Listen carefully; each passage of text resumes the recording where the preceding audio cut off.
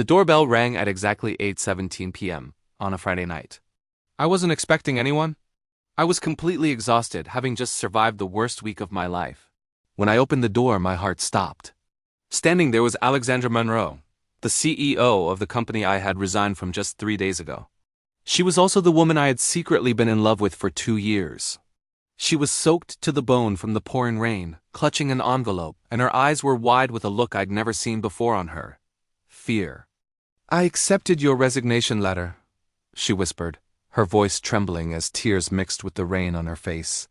"But I never accepted losing you from my life. My name is James Mitchell, and to understand how my powerful, intimidating boss ended up on my doorstep, I need to take you back 6 months. My entire life fell apart on a Tuesday afternoon. I came home from work to find a note on the kitchen counter from my girlfriend of 4 years, Rebecca. She was leaving me for some guy she met at the gym. Her reason? I was always too tired from work, too absorbed, too absent. I was devastated. The world just collapsed around me. The next day, I dragged myself to work at Apex Industries, a major manufacturing company founded and run by the one and only Alexandra Monroe. Alexandra was brilliant, driven, and frankly a little intimidating to everyone. As the director of operations, I worked closely with her, and I saw a side of her that others didn't. Yes, she was demanding and pushed for perfection, but she had these small, kind moments. She remembered I took my coffee with 2 sugars, no cream. She'd ask about my weekend and actually listen to the answer. We'd have these brief conversations tucked between meetings about logistics and quarterly reports where we'd talk about life. It was in those moments that I developed feelings for her, feelings I knew I had to keep completely hidden. A subordinate crushing on the CEO was a career-ending cliché. Then, just 2 days after Rebecca left me, Alexandra called me into her glass-walled office. The whole floor could see me walking in, and I was sure I was in trouble for something. But instead of talking about work, she looked at me with genuine concern. She knew what had happened with Rebecca. I don't know how, but she did. And she offered me a flexible schedule, telling me to take the time I needed to heal. This was an unbelievable act of kindness coming from a CEO known for her strict adherence to deadlines and her relentless pace. For the next few months, I worked mostly from home. And that's when things started to change between us. Alexandra started checking in on me. At first, it was about work projects, but then the calls became more personal. She'd ask how I was really doing. One night, my phone rang late. It was her. She wasn't calling about a crisis at the factory. She just wanted to talk. We somehow got onto the topic of motorcycles and discovered we both had a passion for riding. That first call lasted for over an hour. Soon, these late-night calls became our regular thing. We talked about everything: our childhoods, our biggest fears, our craziest dreams. These conversations became the absolute highlight of my dark and lonely days. I was falling for her, harder and faster than ever, and I had a feeling she might be feeling something too. But just as I started to feel like myself again, everything got harder. Our company merged with a major competitor, and my workload didn't just double. It tripled. Suddenly, I was working 16-hour days, chained to my laptop, trying to integrate 2 massive operational systems. I barely slept. The late-night calls with Alexandra stopped because I was just too exhausted to even form a coherent sentence by the end of the day. I started making mistakes at work, small at first, then bigger.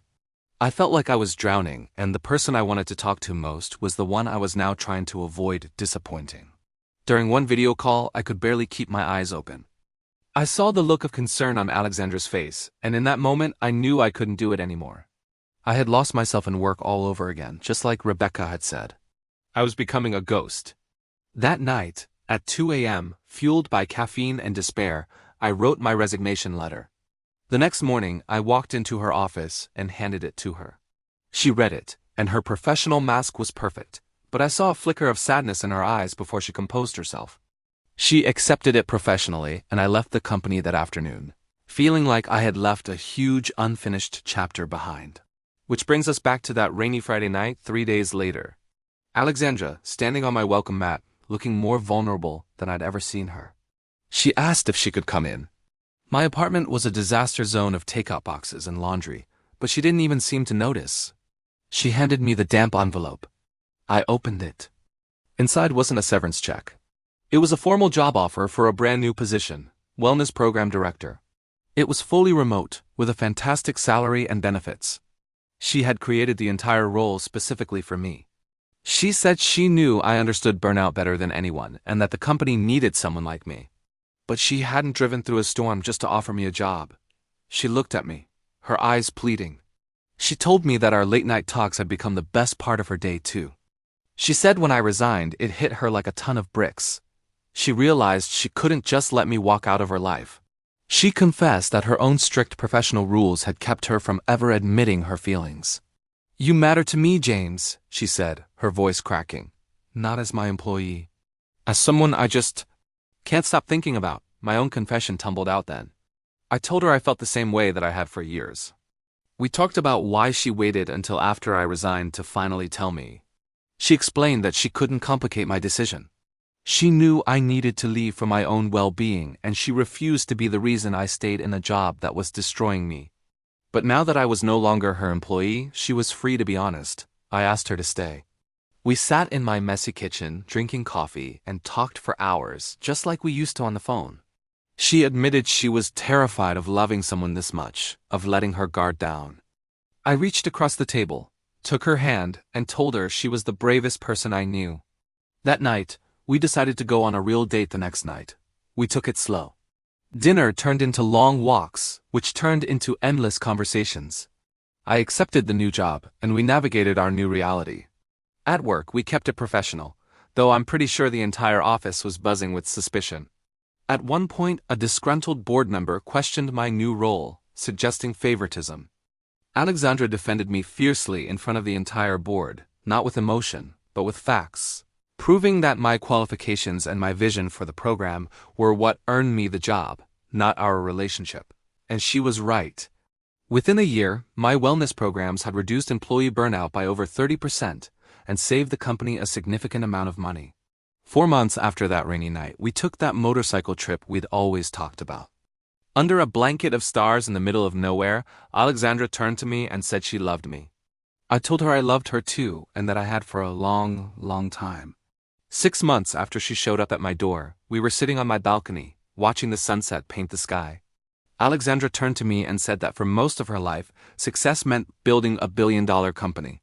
But now, she said, success meant building a life with someone who truly knows you, flaws and all.